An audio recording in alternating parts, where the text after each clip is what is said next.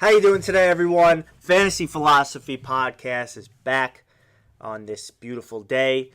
So just before we start, we've been looking a little bit about, something to do on days that aren't Sunday and Thursday and Monday. So, obviously we love to go through and draft teams and have a good time with that. Especially our league, we have a league together and we have a lot of fun doing it. We get together, we do the draft together, go through all the rounds and, talk crap about each other, talk good things. It's fun. And we actually found a new place to do it. It's called draft.com.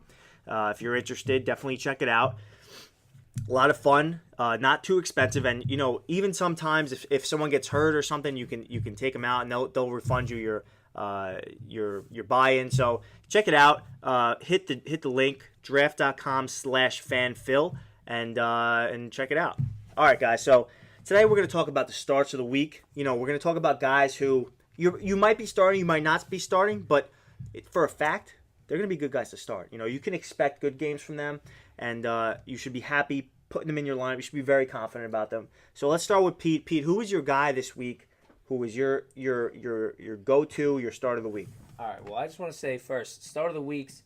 When I understand what they are, but I don't need to look and tell somebody to tell me that I need to start Carson Wentz this week. But I'm going to stay with the Eagles and I'm going to go with LeGarrette Blount. So San Francisco is averaging 135 yards given up against the run. You look at LeGarrette Blount. 14. He gets 10 plus carries every week. So he's going to have the volume, and we saw what Zeke just did. I mean, Blunt's not Zeke, but I expect Blount to get in the end zone. I expect at least 50 yards plus. So he's going to be a solid RB2 this week for me, and I would have him in my lineup. All right, so as for me, I got a guy who is the second overall in targets with 68, only behind Antonio Brown. So who do you think it is? I mean, I don't know. Is it Mike Evans? Is it T.Y. Hilton? No. It's Keenan Allen, all right? He's getting about 10 targets per game, and he already got through a tough portion of his schedule, played Denver twice, played Marcus Peters, and, the Giants, Janoris Jenkins. So now this week, he gets that holy New England defense, all right? Everybody's doing what they want to do to him. Last week, they allowed 100-plus yards and a touchdown to Julio. Although it was in garbage time, they still let it up. And they're 29th against wide receivers this week. So I look for him to have about 100 yards and a touchdown this week, and I'm very, very confident putting this guy in my lineup this week. Mike, what do you got? My first guy that I got is somebody who's been one of the better receivers this year. Yeah. Not as good as we would have hoped or expected, but I think Brandon Cooks has a breakout game this week. I think he'll put up well over 15 points for you. He's going to get in the end zone. He's going to get a lot of yards. The Chargers' secondary is not looking too good. Demaryius Thomas showed a couple flashes last week. I have a great feeling that he's going to be really good this week against the Chargers defense. Okay, sweet. Let's go to another one. Pete, who do we got as another start of the week? My second start of the week goes along with yours. Mm-hmm. Phillip Rivers is my start of the week. Wow. All right. And you know why? I mean, he's playing the Patriots, and the Patriots are still, after looking a little bit better, still averaging 310 yards given up to the quarterback. So, I mean, you got to play Phillip Rivers. He's always been average, somebody you can trust, somebody you can rely on. And the Patriots, who aren't really forcing that many turnovers this year, and that's what Rivers' downside would be, the picks. But I expect 300 yards and a couple touchdowns at least. I'd have him in my lineup. And in fact, I do have him in my lineup. So, Phillip Rivers. All right. So, you get a quarterback. I get another quarterback as my second start of the week. Going against Tampa Bay this week, Cam Newton. We saw him in press conferences this week, kind of, not the right attitude, and he's shooting down questions, shooting down the media, walking out of the press conference. But that aside, I think he's going to be a great start this week. Last week, Tyrod Taylor rushed for 60 yards against Tampa Bay and had a touchdown. I think Cam will double that. I think he'll have over 100 yards rushing against Tampa Bay. Last time he had sub-10 fantasy points. He exploded the next game for 33. Last week he had sub-10 fantasy points. I expect him to bounce back big time this week. He gets the 30th ranked team against quarterbacks and also 24th against the run. So, he goes, obviously Cam is a runner, he's a passer, and I think he's going to have a great game here. And, hopefully it's a shootout. Hopefully that boosts Cam's ratings even more. But I expect him to have a great game this week. Yeah, I agree with you. I think Cam will have a bounce-back game this week. I also like Kelvin Benjamin. Yeah. Devin Funchess. I pretty much like their whole offense as a whole. This week, yeah. Aside for Jonathan Stewart. He keeps getting the volume, but I think he's going to start getting lower. Yeah, he's on his way out. He's getting the volume, but he's not doing anything with it. He's not doing anything with his touches. It's time to bring some more talent up there. They have Christian McCaffrey, who's going to be one of my breakouts for this week. But my second start of the week is actually Jerick McKinnon on the Vikings. I am not buying into the whole Latavius Murray hype yet. Okay. It's just I haven't seen enough. They were ahead last week, so they just kept running the ball, running it up the middle. Right. If they're going to be playing from behind or in tight games or just to start off the games in general, Jerick McKinnon's the guy. He's going to be catching the ball. He's going to be running the ball. He's going to be doing it all. He is still the number one back for Minnesota, I believe. Yeah, I mean, I definitely agree. He looks great. He can catch the ball, and that's what they do. Yeah. You know, you're not going to see Case Keenum go deep every play to Stephon Diggs if he even plays. So yeah, he looks like he's going to be playing, but he's still iffy. Right. We don't know how he's going to react with that groin injury, if it's going to affect him again, and if he's going to stay in the whole game. Right. Hope he does, because he's a lot of fun to watch. He definitely is. So I would keep an eye on Diggs, but McKinnon definitely a good start of the week. So those are guys, we're pretty confident about going forward. Our next segment here, we're going to do bold predictions. A little thing we like to call the what did you just say? So these are two guys that we think are crazy bold predictions, but I think we got a little bit of a chance to happen. All right. So Mike, who are your bold predictions for the week? What do you got? I just kind of talked about Christian McCaffrey a little bit. I think that this is going to be the week that he finally gets more carries. He's going to get more carries than Jonathan Stewart. Okay. And Jonathan Stewart has been getting a lot. He's been getting consistently around 14 carries a week. Right. I don't see that happening again in this game. Okay. I think Christian McCaffrey will get most of the carries in this game. He'll get a lot of receiving looks. My second bold prediction is that Jamal Charles will get more carries than C.J. Anderson. He will lead the team in rushing yards and rushing attempts. Damn. I think this is the week that Jamal Charles goes off and C.J. Anderson. That's bold. I think it's possible C.J. Anderson might find the end zone for short yardage gains, but I don't think C.J. Anderson's the guy there anymore, the workhorse. I think Jamal Charles is getting up there. Really, you really think that? Yes. Damn. All right. I don't like Anderson either. I do agree. To a certain extent over there. He just doesn't look good anymore. Jamal's the Hall of Famer, so why not give him a shot, I guess, right? Yeah. All right, Pete, what do you got for your bold predictions this week? Now, I got one of two guys, a little combination here. Freeman and Coleman, who last week struggled, which was, just that game was a fluke. That's not who they are. Right. And that's not how they want to use their running backs. Freeman, he had 12 carries for 70 yards.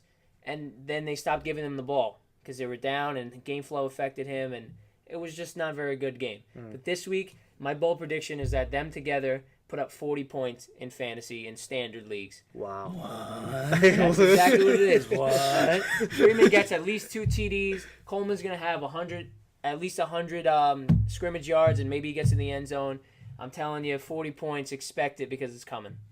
Wow. And that's bold. It is bold. It is. My next bold prediction is also a running back in that same game I was talking about last week. Mike Gillislee. Now, you look at Mike Gillislee, and he hasn't been doing well.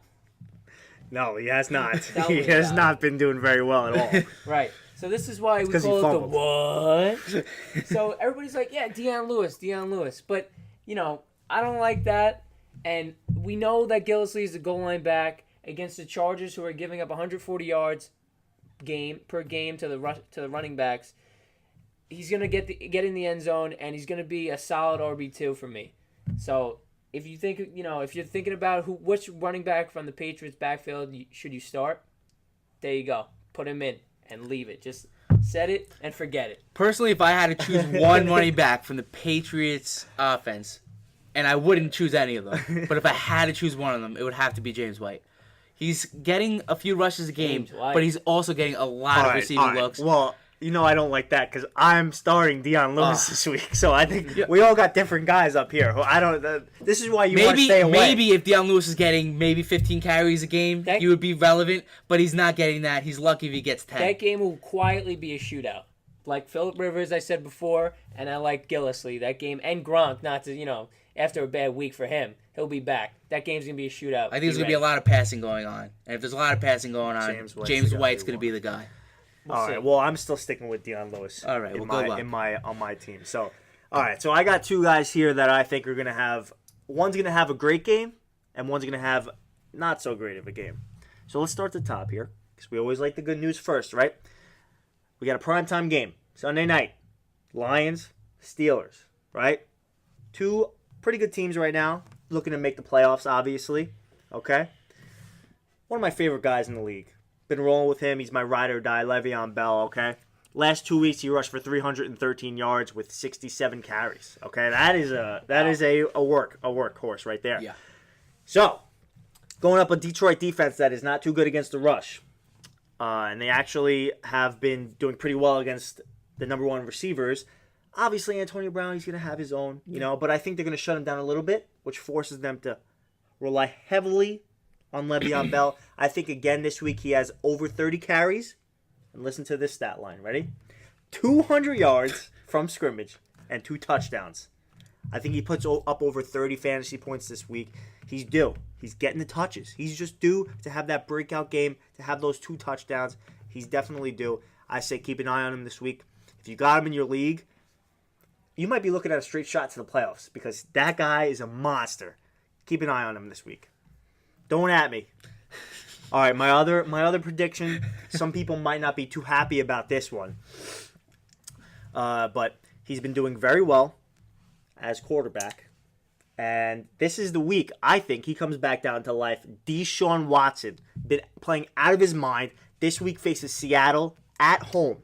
I think Deshaun Watson scores less than 13 fantasy points this week. At home, Seattle's been very good against quarterbacks who have scored 2 and 9 against him this year. I wonder who those Granted, quarterbacks were. it was Brissett and Brissett and Hoyer, but I still think Seattle's going to put a roadblock on them. It's going to be tough for me this week to play anyone from Houston unless it's DeAndre Hopkins, because and obviously you got to play Deshaun Watson. If you got him, you're rolling with him. All right. What about Lamar Miller? I would not play Lamar Miller this week. I would not play. I like Seattle, especially at home. I think they're starting to turn around. It's November. Well, it's the end of October, and this is when Steelers start to pick it up. I mean, the Seahawks start to pick it up. You're going to be disappointed this week in Deshaun Watson. I'm telling you. Obviously, you got to start him, but you're going to be disappointed. Now you're saying you wouldn't play Lamar Miller. Who would you play over him? Well, listen. I mean, there's 6 teams on a bye this week. If you have him, you're probably going to play him. But, again, I don't think he's going to get up that production. I think maybe he'll get 60, 70 yards. That's what I see out of him. I'm going to throw another bold prediction in there. Just why not? Buy one, get one kind of thing here. Yeah. That offense is going to be the same. They're going to just still be that high-powered offense. I don't care who they're playing. I don't care where they're playing. Pete, let me guess. You playing Will Fuller this week? Obviously, I'm playing Will Fuller this week. Show me the bust. I want to see it. If this is the bust, prove me wrong. This is the week that Will Fuller has 0 catches for 0 yards. Let's see if his 2 catches gets him anywhere this week. That's all he needs, baby. Sit Fuller everywhere I look. That's not what I'm saying. Let's go. Texans. All right. Well, there you have it. Those are our